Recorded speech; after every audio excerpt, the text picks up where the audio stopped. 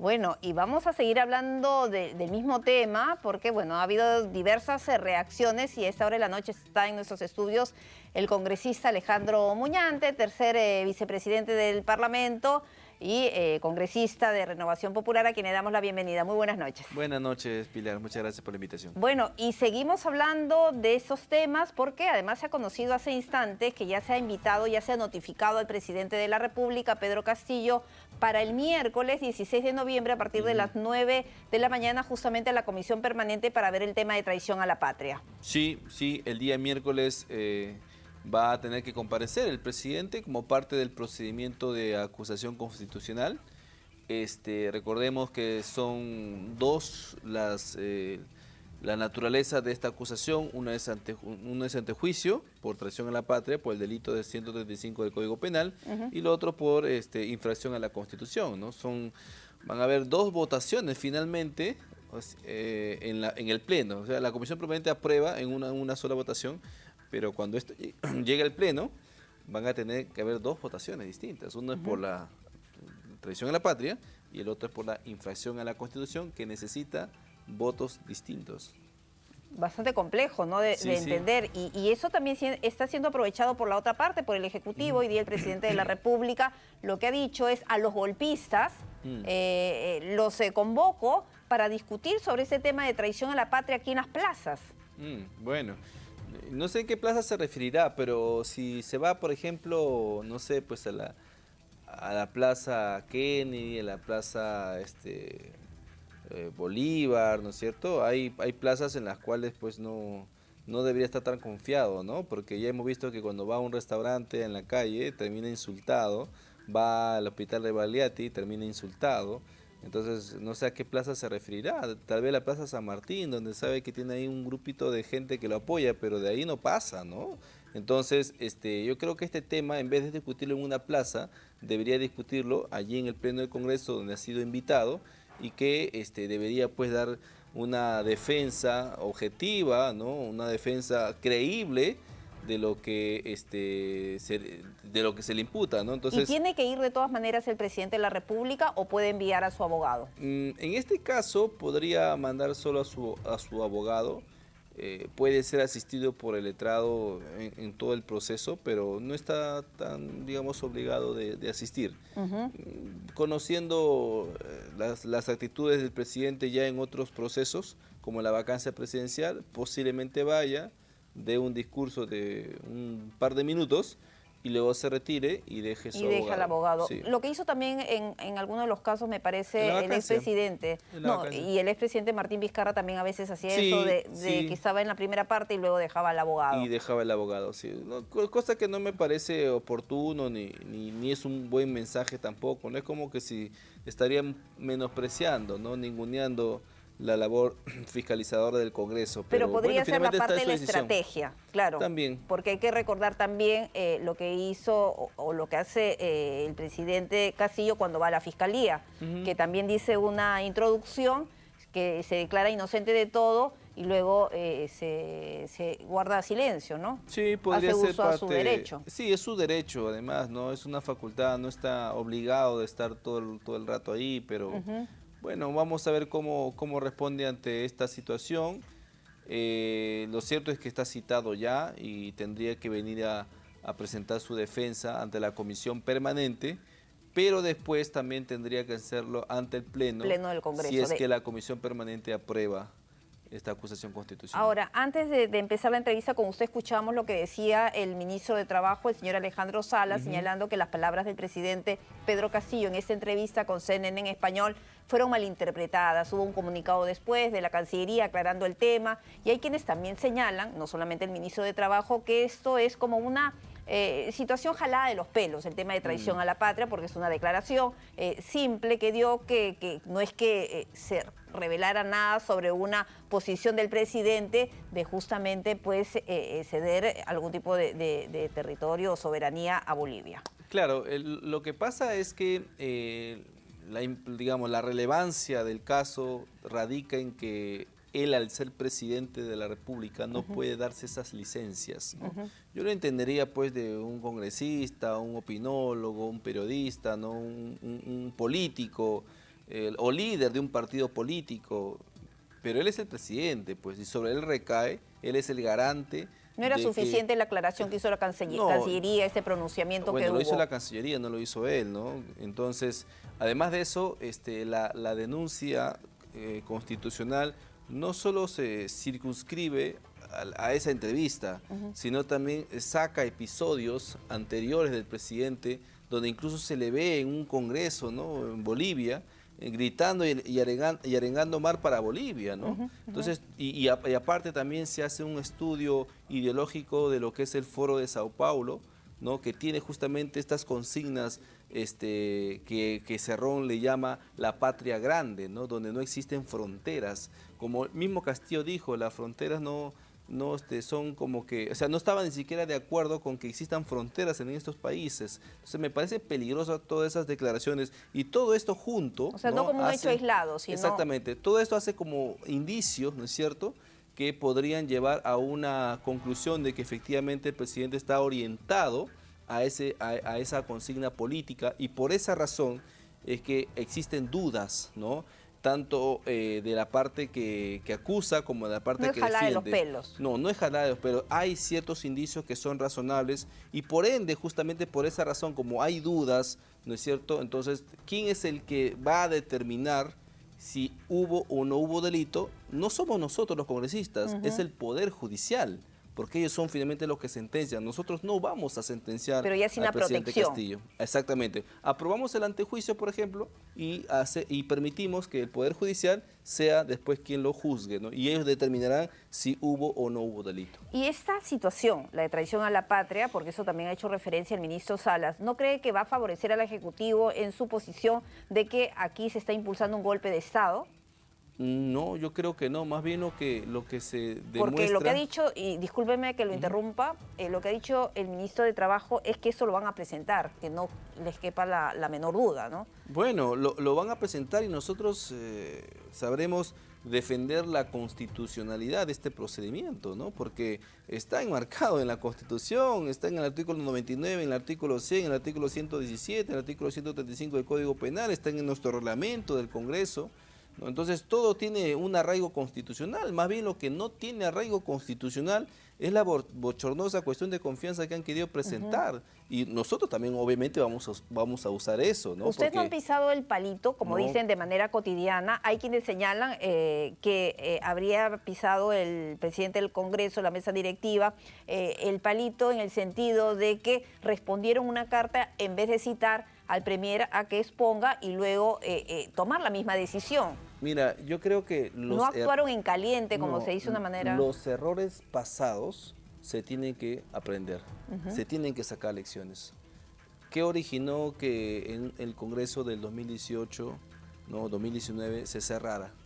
Porque subestimaron al oponente, ¿no? Entonces dejaron que todo fluya pensando que se sentían ahí, ¿no?, dueños de sus curules o dueños de su fuero, y no entendieron realmente, ¿no?, la magnitud en ese momento. Exactamente. Nosotros tenemos que aprender de eso. No podemos darle tribuna al golpismo. Yo sí considero de que esta acción que ha tomado el premier de presentar o de querer presentar una cuestión de confianza, anunciar que iban a hacerlo. Así es, que es abiertamente inconstitucional e ilegal, eso sí es actuar con golpismo, es porque está actuando al margen de la Constitución. Y no han retrocedido en el sentido con esta insistencia del Ejecutivo, porque bueno, contextualizando, hubo esta carta del Congreso al Premier señalando que no admitían esta petición, luego el Ejecutivo insiste, hay una nueva carta al presidente del Congreso y finalmente, bueno, lo que dicen es que ya, ok, en la próxima sesión plenaria va a poder asistir el presidente del Consejo de Ministros, que seguro va a ir con todos los integrantes del gabinete. A ver, lo que pasa es que el premier insiste con ir al Congreso. Así es. Ya, entonces nosotros hemos señalado en esa segunda carta de que tiene la prerrogativa constitucional, no es que nosotros le estemos cerrando las puertas. O sea, el premier cuando quiere puede ir al Congreso. Puede ir, exponer y pedir la cuestión de confianza. Puede hacerlo, por supuesto. Lo que no puede hacer es votar. Es lo único que no puede hacer. Y ninguno de sus ministros lo puede hacer. Entonces, de que va, puede ir. Y le hemos dicho claramente, usted tiene la prerrogativa constitucional. Pero ojo, si usted va a presentar la cuestión de confianza, sométase usted al artículo 86 del reglamento del Congreso, que es una norma con rango de ley, y sométase también a la ley 300, la última, ¿no? La 31.355. La que fue avalada por el Tribunal Constitucional. Así es. Sométase a esos parámetros. ¿Por qué? Porque él, nosotros y cualquier peruano en este país tiene la obligación de cumplir las leyes. Ahora, cada uno mueve sus piezas, obviamente, el Congreso, el Ejecutivo. ¿No lo ve bastante tranquilo al presidente en esos últimos días? Y ahora, en esa actividad en Moyobamba, el jefe de Estado lo que ha dicho es que, bueno, que han estado actuando con mucha paciencia, pero que ya no, y que, bueno, ahora van a actuar con firmeza. Yo no sé a qué firmeza se refiere, me imagino que será pues para solucionar la vida de los peruanos, ¿no? El agua que falta, la luz que falta, los fertilizantes que faltan. Creo que eso es lo que realmente necesitamos contundencia de parte del gobierno, porque en lo que nosotros respecta, estamos actuando conforme a la Constitución, conforme a las leyes, y nuestra posición está fundamentada sobre estos dispositivos legales. Entonces, yo no sé si es que eso para él significa un retroceso. En todo caso, nos estaría diciendo que la legalidad le fastidia, que la Constitución le fastidia y que va a actuar al margen de la Constitución. Eso me parece sumamente grave. Ahora, estaba leyendo también los tweets que ha publicado usted más temprano en sus redes sociales y ha sido bastante crítico con la congresista Susel Paredes. ¿Qué es lo que ha pasado? ¿Qué ha motivado estos entredichos, estas palabras? Bueno, no, solamente que... Porque prácticamente le ha dicho que se trata de un topo. Bueno, lo que pasa es que, mira, hay que ser bastante claros en ese sentido. O sea, hay que ser consecuentes con lo que uno dice, ¿no? Si una persona dice que está en contra del gobierno, ¿no es cierto?, debería pues actuar en consecuencia. Una cosa es lo que tú digas y otra cosa es cómo votas. Hoy día la congresista Susel Paredes votó en contra de la acusación constitucional, ¿no? Y hasta el día y hasta el día de hoy no firma la vacancia, a pesar que ha sido elaborada por su compañero, el congresista Málaga. Entonces, ¿de qué oposición estamos hablando, no? Entonces, yo creo que ahí se tiene que evidenciar claramente que ella tiene una consigna. Es que no le importa ejercer un control político contra el gobierno que ella misma acusa de corrupción, pero que a la hora de firmar la vacancia o a la hora de votar, hace completamente las cosas distintas. Entonces ahí creo que la ciudadanía tiene que juzgar de acuerdo a sus votos. Y el tema de traición a la patria en la comisión permanente, bueno, aparentemente la oposición tiene los votos, pero donde se estaría pues complicando el panorama es en el Pleno. Sí, bueno, es que... ¿Cuál es la explicación que usted puede dar? Si nosotros queremos aprobar, por ejemplo, el antejuicio, ¿no?, por traición a la patria, primero necesitamos tener mayoría en la comisión permanente. Eso significa unos 16 votos, ¿no es cierto? 16 votos para que se apruebe en la comisión permanente. Luego ya cuando pasa el Pleno, de esos 98 que quedan, tendríamos que tener por lo menos 50 votos para la acusación por traición a la patria, el antejuicio. Tendríamos que tener 50 votos. Yo creo que de los 98 que quedan, yo creo que se podrían conseguir los 50. Pero para la infracción constitucional, de esos 98 que quedan, con la abstención obviamente de la comisión permanente, necesitamos 2/3. Eso quiere decir 66 a 68 votos. Ahí está un poquito complicado. Pero al menos el antejuicio yo creo que sí podría darse, y eso nos permitirá a todos los peruanos realmente saber si hubo o no hubo delito, y eso ¿quiénes lo van a decidir? Los jueces del Poder Judicial. Y en el caso de la denuncia de la fiscal, la denuncia constitucional contra el presidente de la República, ¿qué es lo que ha ocurrido? ¿Por qué la demora? Bueno, está siguiendo su procedimiento, ¿no?, en la Subcomisión de Acusaciones Constitucionales. Ya se le ha dado el plazo por parte de la Comisión Permanente. Ahora lo que pasa es que también iban a ver este tema. Ha habido cambios justamente la semana pasada. Hubo cambio de los integrantes. Entonces a los nuevos integrantes se le tiene que dar la denuncia para que también lo vayan estudiando.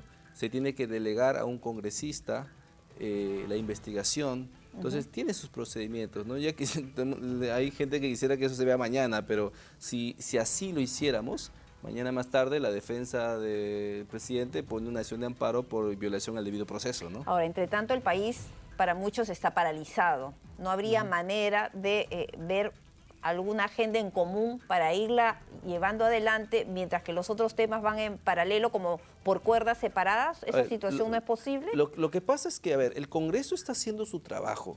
O sea, el Congreso está ahí para legislar, para fiscalizar y para representar. O sea, Aunque para el Ejecutivo no, porque dice que creo que tienen como 60 proyectos, puede ser que han enviado. Hemos aprobado, y eso lo demostramos la vez pasada, varios proyectos. Es más, hay muchas leyes que, habiendo aprobado ya el Congreso, no están siendo reglamentadas. Desde el año 2016 hasta el día de hoy son 70 las leyes que no tienen reglamento, ¿no? Entonces ahí hay que llamar la atención al Ejecutivo para que reglamenten esas leyes, porque no se ejecutan por falta de reglamento. Entonces, en el caso del ministro de Economía también dijo en la CADE, ¿no?, que había proyectos que se han enviado de su sector y que todavía no les dan luz verde. Más del 40% de los proyectos que ha enviado el Ejecutivo ya han sido aprobados, ¿no? Solo el 2% han sido mandados al archivo, porque claro, también es nuestra facultad, no somos mesa de partes, tenemos también que evaluar los proyectos que se nos presentan. Pero lo que le decía era que si el país está parado, no es por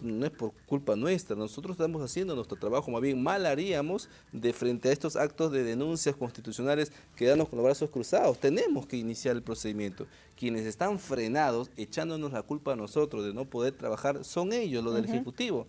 Nadie le impide al presidente Castillo ir, llevar un puente, llevar una ayuda humanitaria. Nada le impide al presidente Castillo construir una escuela, ¿no?, allá en su región, en Chota, por ejemplo. Nadie le impide hacer eso, pero parece que no lo hacen, uno, por falta de gestión, y ante la falta de gestión simplemente acusan al Congreso de no dejarlos trabajar. Y con todo eso, ya para terminar, han quedado muchas cosas en segundo plano o en el último plano. El caso del ministro del Interior, Willy Huerta, hay quienes señalan, bueno, no ha ido a la Comisión de Defensa, pero hay quienes señalan que debería ser interpelado y censurado. ¿Usted qué cree?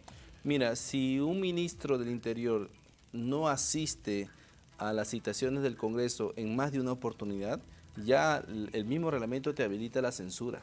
Claro, el Congreso podría interpelarlo, pero ya, digamos, el requisito ya se ha cumplido para ir de frente Tendría por que la ser censura. censurado, entonces. Si el Congreso sí lo decide, por supuesto. Perfecto, congresista. Muy amable, Muchísimas gracias gracias por haber estado con nosotros. Y bueno,